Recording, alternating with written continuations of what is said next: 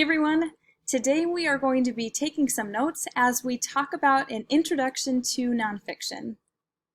As you're taking notes today, if you're finding that I'm going too fast, you can always feel free to pause the video, or if you want to just watch the video and listen, you can do that now, but then later I'd like you to go back into just the slides version of these notes so that you can jot them down. Keep in mind you can use your notes on tests and quizzes. So the first thing I want to talk to you about is simply the purpose of today's lesson. So really, as we start this unit, we're going to be analyzing nonfiction. But before we can move into analyzing nonfiction, I want us to first understand the purpose of nonfiction texts. We'll understand the difference between subjective and objective texts.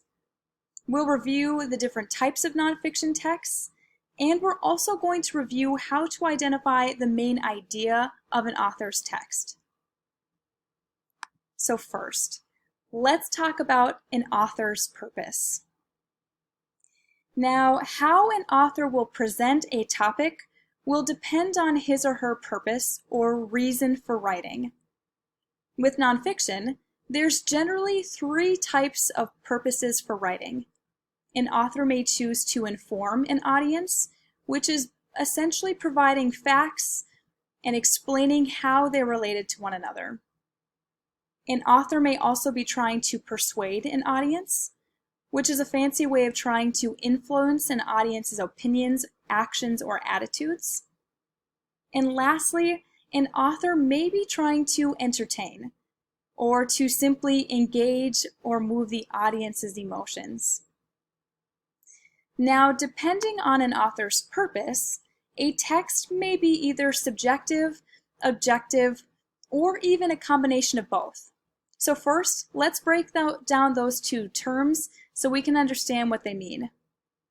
A subjective text will be biased, opinionated, and influenced by personal feelings, interpretations, or prejudices. An objective text, though, is the exact opposite of that. The objective text will be unbiased, neutral, and not influenced by personal feelings, interpretations, or prejudice. Next, I want to review the types of nonfiction texts. We're mainly going to be looking at essays, where an author will support a thesis or central idea about a topic. We'll look at some articles, where an author will provide information about a topic to educate an audience. And we're also going to look at some speeches. We're actually going to be looking at a speech this week. So a speech is simply a nonfiction text that an author will deliver or say to an audience. To break this down and to give you more specifics, there are several different types of specific texts that fall into each of those three categories. In terms of essays, we could have a narrative essay in which an author will tell a story of a personal experience or event. This will typically be subjective because the author is going to share a lot of their opinions.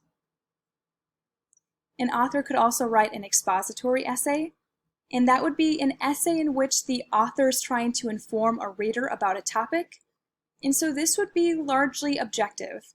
They're not trying to be opinionated, they're just giving us an unbiased account. We also have persuasive or argumentative essays, and this is where the author is going to try to persuade an audience to accept the author's claim. So with this type of essay, the author is actually going to be a little bit of both. They'll be objective and subjective. They'll try to persuade the audience by sharing their opinions, while also backing it up with unbiased facts. And lastly, an author could write a reflective essay in which the author explores the meaning of an experience. This would be subjective because they're sharing their opinionated bias.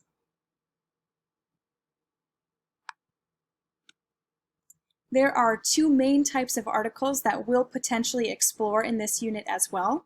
We have news articles where the author will provide facts about current events, So again, this would be just objective. They're sharing unbiased facts about a topic.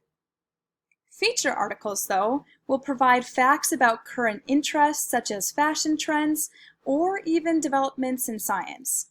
Now, this will be mostly objective because they'll want to share unbiased facts, but it might also be a little bit subjective depending on the article that you're reading.